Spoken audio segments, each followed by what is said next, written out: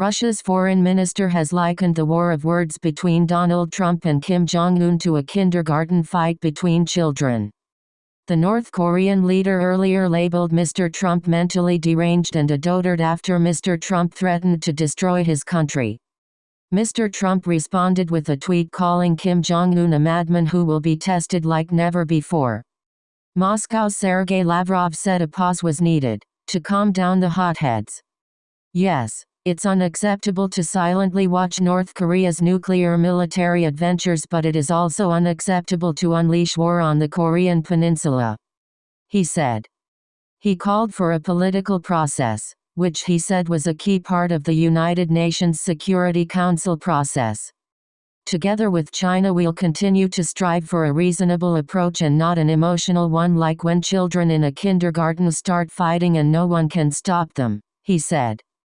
The North Korean leader had attacked Donald Trump days after his speech at the UN, in which the U.S. president said he would totally destroy North Korea if the U.S. was forced to defend itself or its allies. He also mocked Kim Jong-un with a disparaging nickname, saying, "Rocket Man is on a suicide mission." But the North Korean leader said remarks by the deranged U.S. president convinced him he is right to develop weapons for North Korea. In an unprecedented personal statement, Mr. Kim said Mr. Trump would pay dearly for his speech, which he labeled unprecedented rude nonsense. He said Mr. Trump had insulted his country in the eyes of the world, and threatened to surely and definitely tame the mentally deranged U.S. dotard with fire. Experts say this is the first time a North Korean leader has made a direct address to an international audience, and it merits serious and thorough consideration. China also urged a calming of the heated rhetoric on both sides, saying the issue was complicated and sensitive.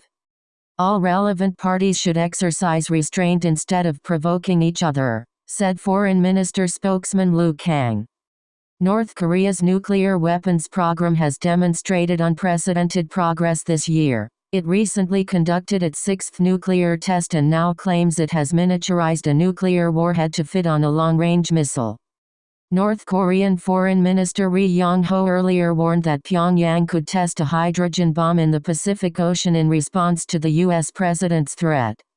That would demonstrate North Korea's claimed thermonuclear capability as a credible threat. But the risk of such a move would be very high. It is not certain that missile defense systems in the Pacific could intercept the missile.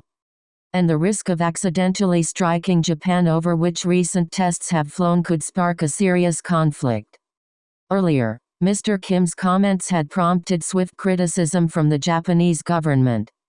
Chief Cabinet Secretary Yoshihide Suga said in a news conference on Friday, "North Korea's remarks and behavior are provocative to regional and international security. And they are absolutely unacceptable." Mr. Trump on Thursday signed a new order boosting sanctions against North Korea, where the U.S. Treasury would target firms and financial institutions doing business with Pyongyang. He said, "For much too long North Korea has been allowed to abuse the international financial system to facilitate funding for its nuclear weapons and missile programs." The UN Security Council had approved new rounds of sanctions earlier this month aimed at starving North Korea of fuel and income, which were in response to Pyongyang's much-condemned sixth nuclear test on September 3.